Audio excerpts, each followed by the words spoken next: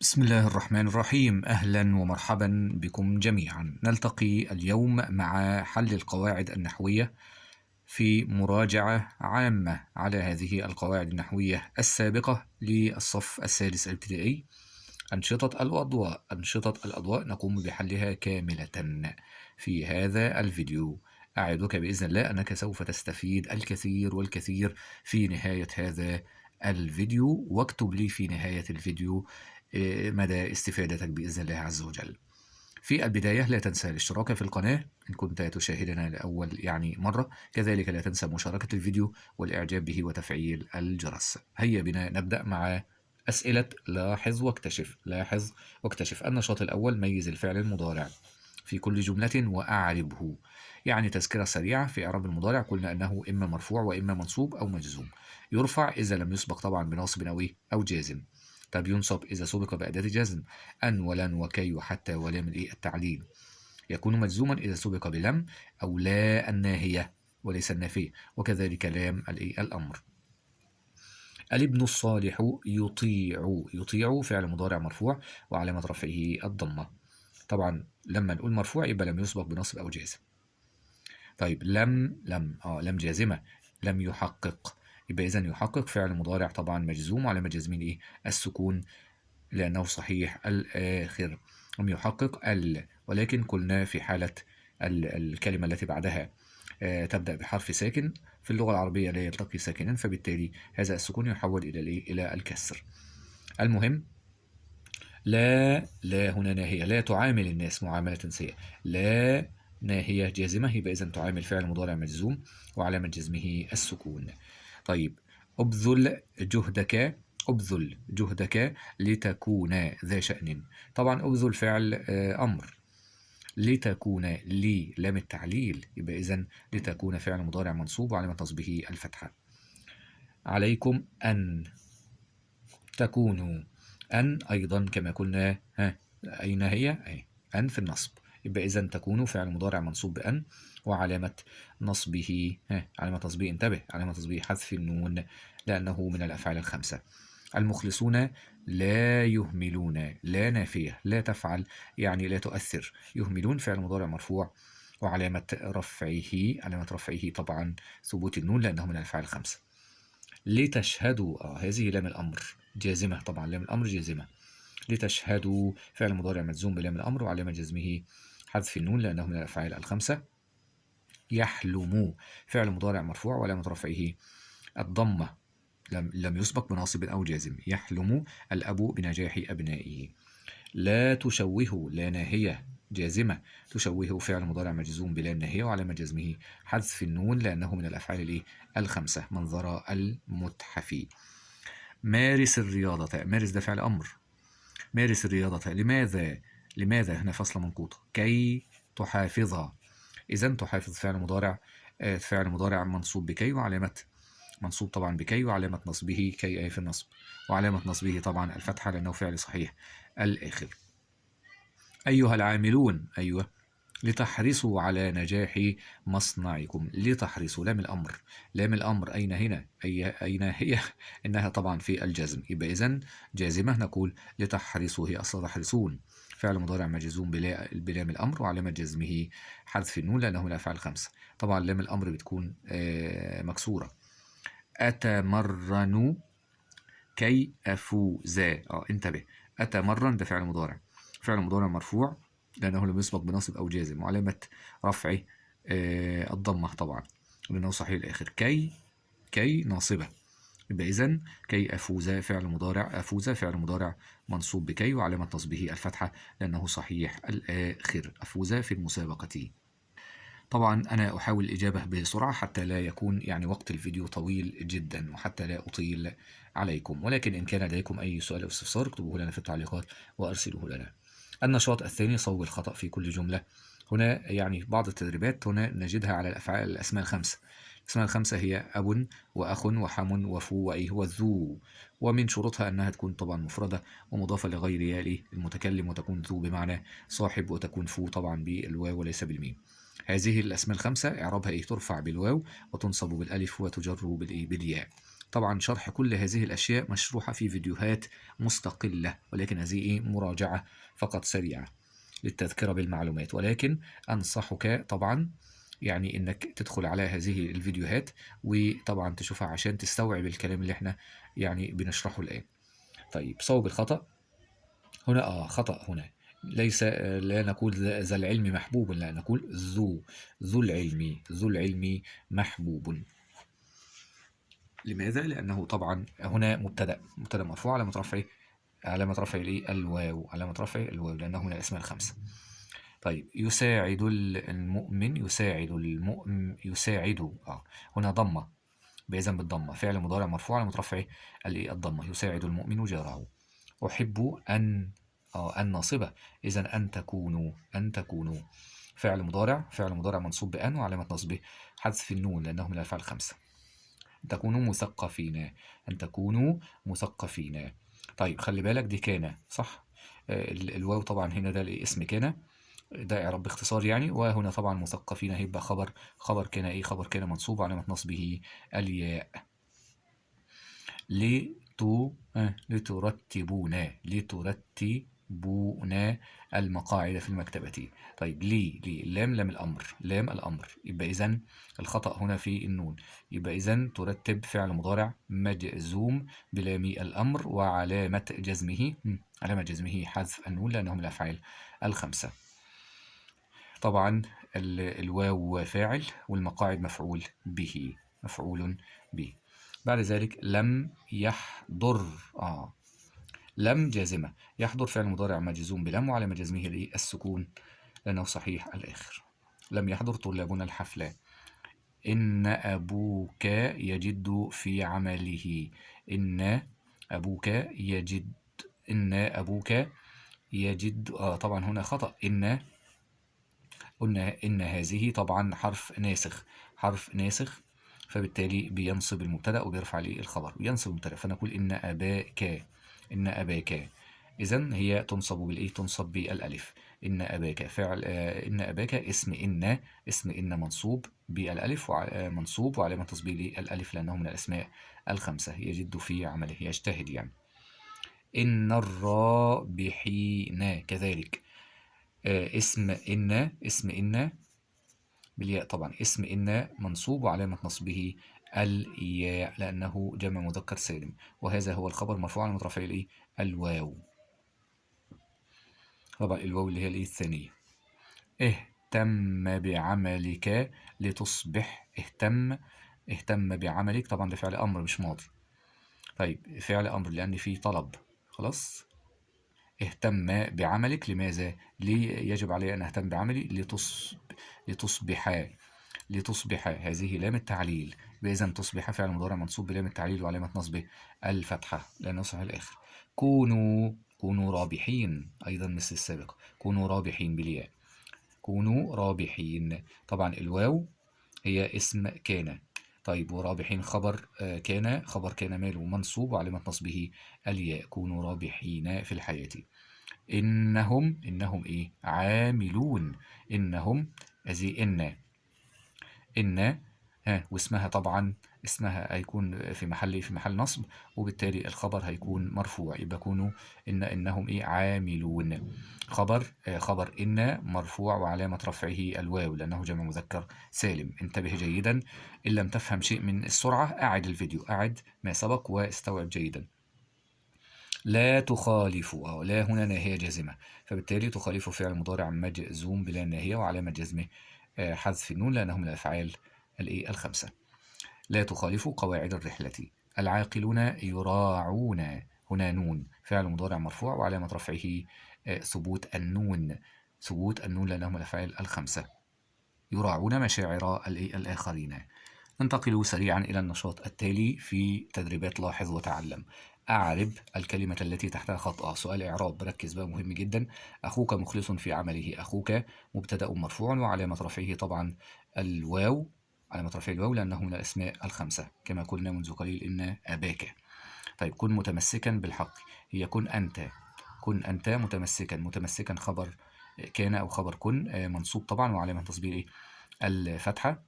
متمسكا بالحق جار مجرور.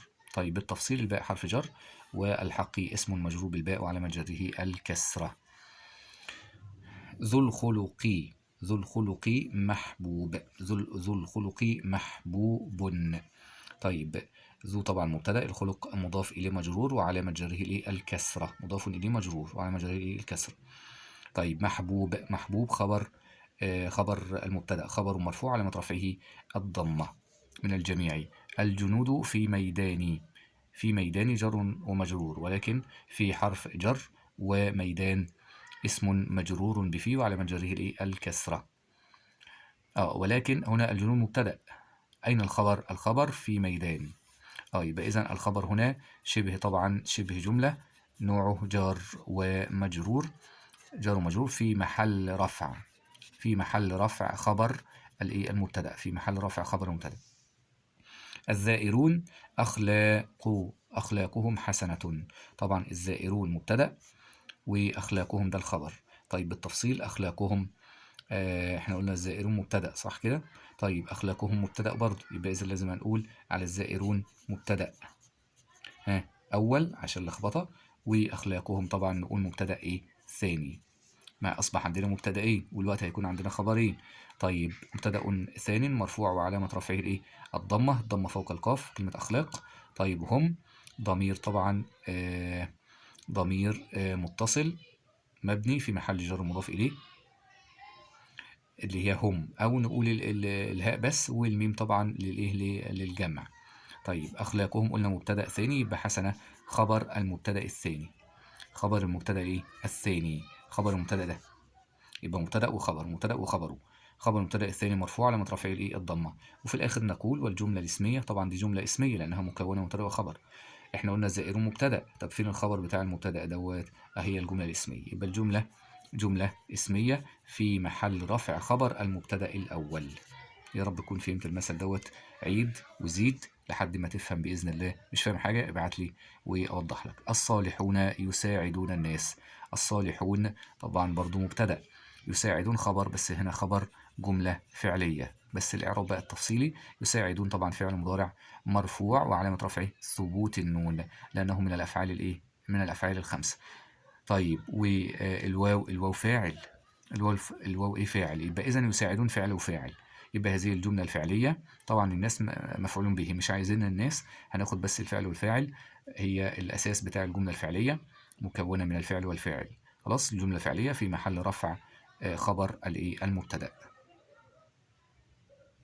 بعد ذلك منظر الآثار رائع، الآثار مضاف إليه مجرور وعلامة جره الكسرة، رائع خبر المبتدأ، خبر المبتدأ مرفوع علامة رفعه الضمة. لا تضر، لا هنا ناهية جازمة، انتبه جيدا لأنواع لا. لا ناهية جازمة، تضر طبعا فعل مضارع مجزوم بلا ناهية وعلامة جزمه حذف النون لأنه من الأفعال الخمسة. لا تضر الواو طبعا فاعل، لا تضر الناس، الناس مفعول به منصوب علامة تصبير الفتحة، بأفعالكم جار ومجرور. لم يكن الشاهد صادقا، لم يكن هي أصلها يكون. طيب المهم لم هنا جازمة، إذن فعل مضارع مجزوم بلم وعلامة جزمه السكون. وقلنا الفعل أصله يكون، هو فعل صحيح يلزم بالسكون، ولكن في يعني شيء بنعمله زيادة، لو قبل هذا الصحيح، قبل هذا الحرف الصحيح في حرف علة بنحذفه، هذا في حالة الجزم. ينبغي أن تصدق في حديثك، ينبغي أن كما قلنا هي أداة نصب، يبقى إذن تصدق فعل مضارع منصوب بأن وعلامة نصبه الفتحة. إن السائح يشعر فعل مضارع مرفوع وعلامة رفعه الضمة. لعل المشاركين، لعل المشاركين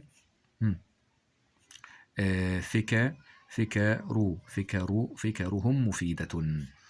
طيب لعل المشاركين، لعل طبعا حرف ناسخ، حرف ناسخ من أخوات إن وأن كأن لكن ليت لعل، يبقى إذن حرف ناسخ بينصب المبتدأ. إذن المشاركين اسم لعل منصوب وعلامة نصبه الياء، علامة نصبه الياء. طيب فين الخبر بتاعه؟ طبعا هيكون الجملة الاسمية في محل في محل رفع خبر لعل في محل، ولكن قبل ذلك نقول كلمة فكر، فكر هذه مبتدأ مرفوع علامة رفع الضمة. طيب والهاء ضمير طبعا متصل مبني في محل جر مضاف إليه، والميم للجمع، أو نقول الضمير على بعضه. المهم مفيدة خبر المبتدأ ومرفوع وعلامة رفعه الضمة. وفي النهاية نقول وهذا الخبر طبعا جملة اسمية، نقول الجملة الاسمية في محل رفع خبر إيه؟ خبر لعل. ننتقل إلى النشاط الرابع. ضع خطا تحت الخبر وحدد نوعه في كل جملة. طبعا أنواع الخبر إما مفرد أو جملة أو شبه جملة. الجملة نوعين، اسمية وفعلية. شبه الجملة إما ظرف وجار وإيه ومجرور. هنا الجملة الأولى: النجاح طريقه طويل. طيب نوع الخبر، طبعا الخبر هنا طريقه طويل. طيب نوعه هو جملة اسمية، جملة اسمية مكونة من مبتدأ وخبر. طيب العزة في القناعة بما لديك. العزة في القناعة جار ومجرور، جار ومجرور، بإذا نوعه شبه جملة. المسافرون يعرفون هذا فعل وفاعل، يبقى إذا جملة فعلية. العقلاء في نعيم، إذا شبه جملة أيضا، جار ومجرور. احترام الآخرين واجب عليك. احترام الآخرين واجب، إذا نوعه مفرد، يعني ليس جملة ولا شبه جملة. العرب متحدون طبعا مفرد أيضا، ليس جملة ولا شبه جملة، كلمة واحدة اسم. هم يؤدون العمل بإتقان، يؤدون فعل، إذن هو جملة فعلية. المؤمنون هم الفائزون، مبتدأ وخبر، إذن هو جملة فعلية. بعد ذلك الرابحون يشعرون هو فعل، يبقى إذن جملة فعلية. السفر غدا هو ظرف زمان، فهو شبه جملة. بعد ذلك اللقاء قبل المساء. قبل هنا شبه جملة أيضا لأنه ظرف. المصلون عند هو ظرف أيضا، فهو شبه جملة، عند باب المسجد. السائرون في كل مكان، في كل، إذا شبه جملة أيضا، جار ومجرور. الشاهد أمام ظرف، فهو شبه جملة أيضا، أمام قاضي المدينة. ننتقل إلى النشاط الخامس. حدد الناسخ واسمه وخبره. أخذنا النواسخ قبل ذلك، أخذناها كان وأخواتها، أصبح وأضحى وأمسى وبات وظل وصار وليس، وهي ترفع المبتدأ وتنصب الخبر. وكذلك إن وأخواتها، وهي حروف ناسخة تنصب المبتدأ وترفع الخبر، إن وأن كأن لكن ليت لعل. نقول هنا لعل الحاضرين مثقفون. طبعا الناسخ لعل. الحاضرين اسم لعل منصوب على نصبه الياء لأنه جمع مذكر سالم. مثقفون خبره مرفوع على رفعه الواو لأنه جمع مذكر سالم. طيب كنا مستمتعين بالحفل. كنا طبعا هنا اسم الناسخ طبعا هو طيب مستمتعين، الضمير اللي هو يعني مستمتعين، هذا هو الخبر منصوب. صار العمال إخلاصهم كبير. العمال اسم صار مرفوع على رفعه الضمة. إخلاصهم كبير هو الجملة جملة اسمية، هو طبعا الخبر. بعد ذلك الاختبار صعب لكن الطلاب أجابوا بإتقان. الطلاب اسم لكن منصوب على نصب الفتحة. أجابوا هذا هو الخبر، جملة فعلية. ظل طبعا من أخوات كان. سيظل المصريون يعملون. ظل المصريون اسم ظل مرفوع على رفعه الواو لأنه جمع مذكر سالم. يعملون طبعا هو الخبر، جملة فعلية. إنكم كالنور لوطنكم. إنكم كالنور، طبعا هذه إن الحرف الناسخ، وكم هو الضمير في محل نصب اسم إن كالنور، طبعا جار ومجرور، إذن هو شبه جملة. بعد ذلك إن اللاعبين، إن هو الحرف الناسخ. اللاعبين اسم إن منصوب على نصبه الياء لأنه جمع مذكر سالم. مدربهم ماهر، طبعا هو خبر، جملة اسمية في محل رفع، في محل رفع خبر إن. ننتقل إلى النشاط السادس. أعرب اسم الناسخ. يريد إعراب اسم الناسخ فقط في كل جملة. إن الصادقين. الصادقين اسم إن منصوب على نصبه الياء لأنه جمع مذكر سالم. لعل الباحثات. الباحثات اسم لعل منصوب أيضا وعلامة نصبه الكسرة. لماذا؟ لأنه جمع مؤنث سالم. هنا العلامة كانت الياء. كان المشجعون. المشجعون اسم كان مرفوع على رفعه الواو لأنه جمع مذكر سالم. بعد ذلك صار المعلمان. المعلمان اسم صار مرفوع وعلامة رفعه الألف طبعا لأنه مثنى، لأنه مثنى. بعد ذلك علمت أن العاملين هذا مثنى، بإذن هو اسم أن منصوب وعلامة نصبه الياء لأنه طبعا مثنى. كأن الجنود. الجنود اسم كأن منصوب علامة نصبه الفتحة لأنه جمع تكسير. ليس المشاركان متحمسين. طبعا ليس من أخوات كان.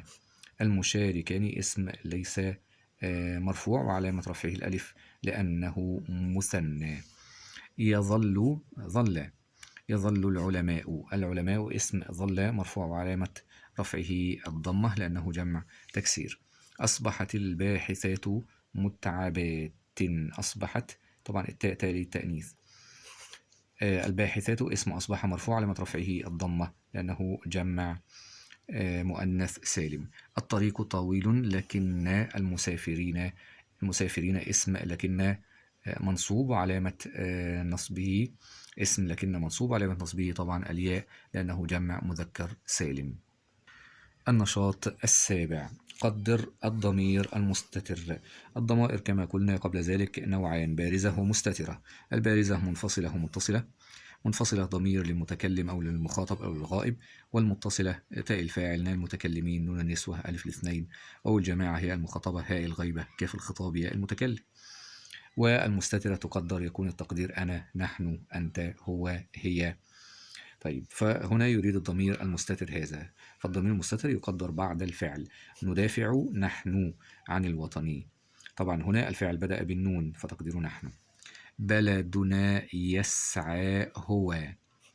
نقدر الضمير بعد الفعل. يسعى الضمير هنا بدأ بالياء. يسعى هو.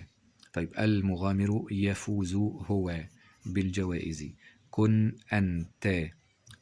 أنت عاملا. ده اسم كان.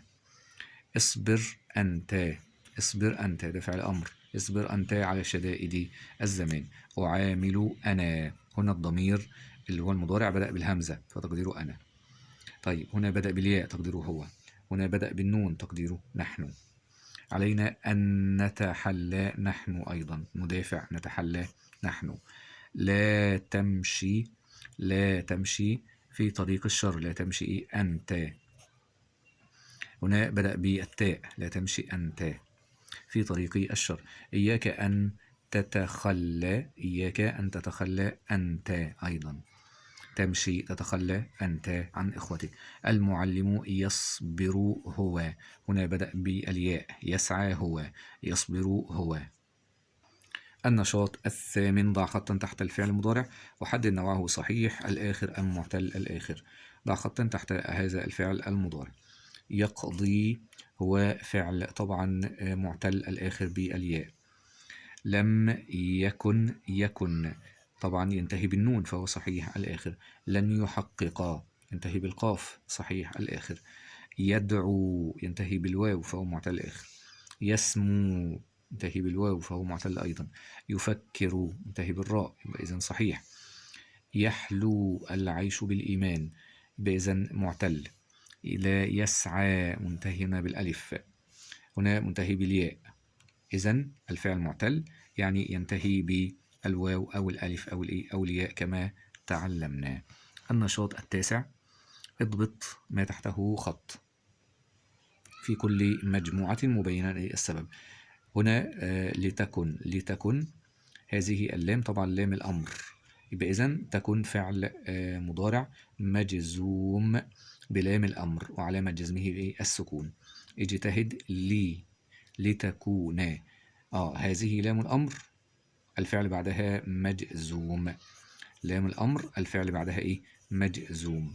طيب هذه لام التعليل. لام التعليل الفعل بعدها منصوب. بعد ذلك منصوب هنا وعلامة نصبه الفتح. هنا لا، وهنا أيضا لا. ما الفرق؟ طيب لا تقصر، لا هنا ناهية جازمة، ناهية جازمة، إذن تقصر فعل مضارع مجزوم بلا وعلامة جزمه السكون. المخلص لا يقصر، هذه لا نافية لا تؤثر، فيقصر فعل مضارع مرفوع علامة رفعه، اللي فعل مضارع مرفوع علامة رفعه الضم طبعا لأنه لم يسبق بناصب أو جازم. بعد ذلك أنا لا أزعج، كذلك لا هنا نافية، لا نافية لا تؤثر في الفعل، فبالتالي أزعج فعل مضارع مرفوع. لا تزعج هنا لا ناهية، فبالتالي الفعل بعدها مجزوم وعلامة جزمه السكون، طبعا مجزوم بلا ناهية. يجب أن نجد لي لتحقيق الأمل. طبعا هنا جار وإيه مجرور، جر ومجرور، يعني اللام حرف جر، اللام حرف جر وبعده تحقيق اسم مجرور. يجب أن تجد لتحقق، انتبه، هنا اللام هي لام الايه؟ لام التعليل. إذا نستفيد أن لام التعليل يأتي بعدها طبعا إيه؟ يأتي بعدها فعل المضارع. هنا السابقة كانت لام الجر لأن أتى بعدها إيه؟ اسم، فبالتالي ما بعدها اسم مجرور. هنا اسم فعل مضارع منصوب بلام التعليل وعلامة نصبه الفتحة لأنه صحيح الآخر. النشاط العاشر: حدد الخطأ ثم صوبه معللا لذلك. لم يتخلى، لم هنا جازمة، إذن فعل مضارع مجزوم وعلامة جزمه حذف حرف العلة، فبالتالي تكون اللام وفوقها الشدة والفتحة فقط. لم يتخلى الرجل عن مبادئه. يجب عليك أن تبذلا، أن هنا ناصبة، فعل مضارع منصوب علامة نصبه الفتحة فوق اللام. سرني أن تحققوا، أن هنا ناصبة فتحقق فعل مضارع منصوب وعلامة نصبه حذف النون لأنهم الأفعال خمسة. إنكم، إن حرف ناسخ، حرف ناسخ ينصب المبتدأ ويرفع الخبر، إذا نقول جادون بالواو. خبر إن مرفوع علامة رفعه الواو لأنه جمع مذكر سالم. أمست العاملات، أمست العاملات، أمسى طبعا من أخوات كان فهي ترفع المبتدأ وتنصب الخبر. أمست العاملات منتجات، هكذا. خبر أمسى، خبر أمسى منصوب علامة نصبه علامة نصبه الكسرة. جمع المؤنث السالم ينصب بالكسرة. اقرأ ثم أجب. أبناء مصر أعظم ثروة نفخر بها. لقد أدركوا أن الوطن، اسم أن منصوب علامة نصبه الفتحة لأنه صحيح الآخر، لأنه طبعا مفرد. الوطن العظيم ذو فضل، ذو فضل ما بعد ذو مضاف إليه مجرور وعلامة جره الكسرة. ذو فضل عليهم فلم يدخروا، لم يدخروا جهدا أو جهدا، بإذن مفعول به، مفعول به. يدخر فعل والواو فاعل، جهدا مفعول به منصوب علامة نصبه الفتحة. كي يرتفع شأنه، وهم كي أيضا ناصبة وهنا يرتفع منصوب.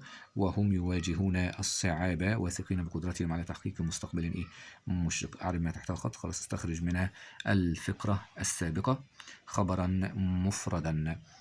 هو قال أبناء مصر أعظم، هذا هو الخبر المفرد. استخرج خبرا جملة فعلية، قلنا هنا وهم، هم مبتدأ، يواجهون خبر جملة فعلية. طيب استخرج ضميرا بارزا وحدد نوعه. أي ضمير مثلا هم الواو، هذه ضمائر بارزة، وحدد نوعه. إذا قلنا مثلا هم فهو ضمير بارز متصل، طبعا هنا هم ضمير بارز منفصل. طيب إذا هم هنا ضمير بارز متصل بالفعل طبعا وهو للغائب. كذلك هم هو ضمير بارز ولكنه منفصل وليس متصل بالفعل وهو الغائب أيضا. خبرا، استخرج خبرا لحرف ناسخ من الحروف الناسخة. هنا قلنا أن أن هو حرف الناسخ، إن الوطن العظيم ماله ذو، إذن خبر أن، خبر أن مرفوع، وعلامة رفعه الواو، علامة رفعه الواو. لماذا؟ لأنه اسم من الأسماء الخمسة. بعد ذلك استخرج فعلا مضارعا مجزوما وحدد سبب الجزم. فعل مضارع مجزوم، فعل مضارع مجزوم، فلم يدخروا، لم جازمة، يدخروا فعل مضارع مجزوم بلم، وعلامة جزمه حذف النون لأنه الأفعال الخمسة. اسما معرفة، ذكرنا قبل ذلك مراجعة المعارف. من المعارف طبعا الاسم المعرف بال، العلم، الضمائر، اسم الإشارة، الاسم الموصول، الاسم المضاف لمعرفة. فمن السهولة بمكان أن نستخرج أي اسم يبدأ بال، فنقول مثلا هنا الصعاب، الصعاب، كلمة العظيم، العظيم، الصعاب. طيب ما نوعه؟ إنه اسم معرف بال. بعد ذلك استخرج فعلا من الأفعال الخمسة وأعربه.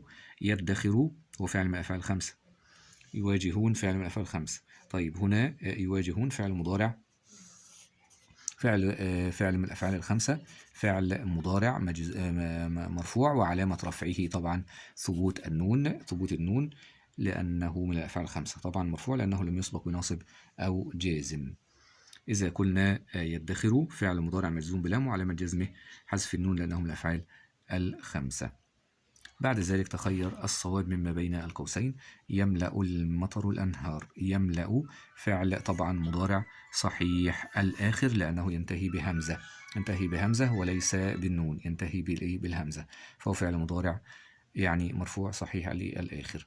بعد ذلك نكرم المهذب مع الناس، الضمير المستتر في الجملة تقديره نكرم نحن، نكرم نحن المهذب، المهذب مفعول به، المهذب مع الناس. بعد ذلك أجب كما هو مطلوب بين القوسين. ظل أخيك، طبعا أجب كما هو مطلوب بين القوسين. طيب ظل هو من الأفعال الناسخة، من الأفعال الناسخة، فنقول ظل أخوك بالواو، هكذا. أخوك اسم ظل مرفوع، علامة رفعه الواو لأنه طبعا لأنه من الأسماء الخمسة. طيب اجعل الفاعل هنا مبتدأ وغير ما يلزم. لم يصلح العاملان الآلة، نبدأ بالعاملان فنقول العاملان لم يصلحا، بدون النون، بدون النون، لم يصلحا. لماذا؟ لم جازمة، يبقى إذن يصلحا فعل مضارع مجزوم، وعلامة جزمه حذف النون لأنه من الأفعال الخمسة. النشاط التالي. العلم أساس التقدم، أساس التقدم، مضاف إليه مجرور، وعلامة جره الكسرة. وقد كرم الله تعالى العلماء فوصفهم بأنهم ورثة الأنبياء، وذلك لأنهم يخدمون البشرية. مفعول به، مفعول به، مفعول به منصوب، وعلامة نصبه الفتحة. واعلم يا بني أن ذا العلم يعيش محترما بين الناس، بين ظرف مكان، ظرف مكان منصوب، علامة نصبه الفتحة بين الناس. طيب فعليك بالعلم النافع حتى تنال الفضل والتقدير. طيب استخرج من الفكرة، استخرج ضميرا وحدد نوعه. طيب من هذه الضمائر هنا في قوله مثلا هم، هذا الضمير طبعا نوعه أنه ضمير بارز، ضمير بارز متصل، ضمير بارز متصل، أو أي ضمير، أي ضمير آخر. طيب عليك ضمير بارز متصل أيضا. طيب استخرج خبرا لحرف ناسخ حتى تنال، هنا ضمير تنال أنت، هنا أيضا ضمير ولكنه ضمير مستتر للمخاطب. استخرج خبرا لحرف ناسخ، يمكن مثلا أن نستخرج من هذه القطعة، هو يريد خبر لحرف ناسخ، نقول مثلا كلمة يخدمون، أنهم يخدمون، فيخدمون هذا هو جملة فعلية، جملة فعلية، جملة فعلية في محل رفع خبر أن. بعد ذلك اسما من الأسماء الخمسة، من الأسماء الخمسة كلمة ذا، اسم الأسماء الخمسة. هو اسم أن منصوب على نصبه الألف. استخرج فعلا من الأفعال الخمسة. كلمة يخدمون أيضا فعل مضارع مرفوع علامة رفعه ثبوت النون لأنه من الأفعال الخمسة. استخرج فعلا مضارعا مرفوعا. هذا الفعل أيضا يخدمون هو فعل مضارع مرفوع علامة رفعه ثبوت النون. أو نستخرج فعل آخر. طبعا تنال هنا هو فعل مضارع منصوب بحتى. نريد فعل مضارع آخر يكون مرفوع. يعيش فعل مضارع مرفوع لأنه لم يسبق بناصب أو جازم. صوب الخطأ مع التعليل. أين الخطأ هنا؟ لا تدافع، لا ناهية جازمة، إذا تدافع فعل مضارع مجزوم علامة جزمه السكون. الطلاب لن يأتوا، لن ناصبة. يأتوا فعل مضارع منصوب بلن وعلامة نصبه حذف النون لأنه من الأفعال الخمسة. النشاط التالي: لقد أثبت الجنود المصريون شجاعتهم على مر العصور. العصور مضاف إليه مجرور وعلامة جره الكسرة، مضاف إليه مجرور. والأيام فهم يرجعون من معاركهم منتصرين. ولم يتركوا، لم جازمة، يبقى إذن فعل مضارع مجزوم بلم وعلامة جزمه حذف النون لأنه من الأفعال الخمسة. بعد ذلك وراءهم أثرا للعدو، جر ومجرور. اللام حرف جر وكلمة العدو اسم مجرور باللام وعلامة جره الكسرة. فلن تهزم مصر أبدا. استخرج ضميرا متصلا. نقول شجاعتهم، ضمير متصل. استخرج خبرا وحدد نوعه. أي خبر؟ هم يرجعون. طبعا هنا خبر جملة فعلية، هم مبتدأ. استخرج فعلا من الأفعال الخمسة. أيضا يرجعون فعل مضارع مرفوع وعلامة رفعه ثبوت النون لأنه من الأفعال الخمسة. استخرج اسما نكرة. أي اسم نكرة؟ نقول مثلا كلمة مثلا أن تهزم مصر أبدا فلن يترك وراءهم أثرا، هو اسم نكرة. أو كلمة مر ولكنها هي معرفة بالإضافة. المهم اسما. استخرج اسما معرفة كلمة العصور وهو نوع أنه معرف بأل. استخرج فعلا مضارعا صحيح الآخر. فعل مضارع يكون صحيح الآخر. هنا مثلا كلمة يرجعون. أيضا يرجعون هو فعل مضارع صحيح الآخر لأنه يرجع. بعد ذلك اجعل الجملة التالية للمثنى مرة وللجمع مرة أخرى. التلميذ لم يفرح بنتيجته. نقول التلميذان، كذا بإضافة الألف والنون. لم يفرحا بنتيجتهما، هكذا. طيب في حالة الجمع نقول التلاميذ لم يفرحوا، هكذا. لماذا؟ فعل مضارع مجزوم بلم وعلامة جزمه حذف النون. بنتيجتهم. النشاط التالي: يحرص المسؤولون فاعل مرفوع وعلامة رفعه هنا الواو لأنه جمع مذكر سالم. حرصا شديدا على أن يأخذ ذو الحق حقه. إذن يأخذ حقه مفعول به منصوب وعلامة نصبه الفتحة. طيب حقه في العيش الكريم. ويقدمون له كل العون. ما بعد كل مضاف إليه مجرور وعلامة جره الكسر.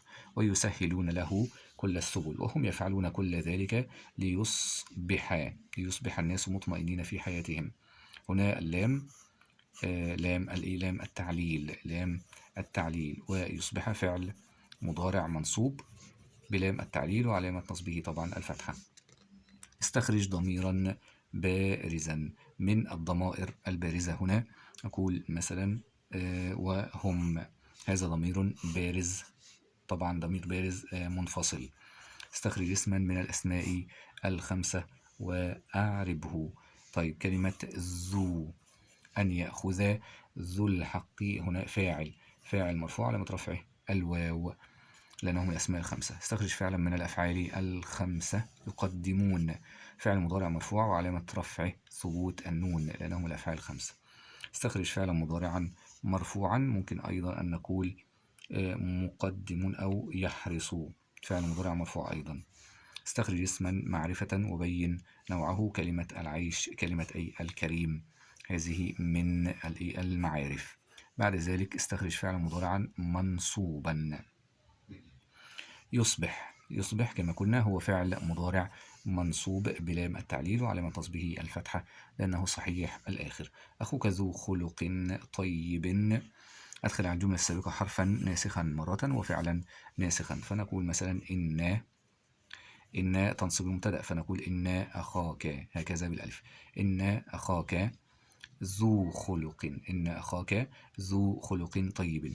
طيب إذا أدخلنا فعلا ناسخا نقول مثلا كان، فنقول في هذه الحالة كان أخوك ذا خلق طيب.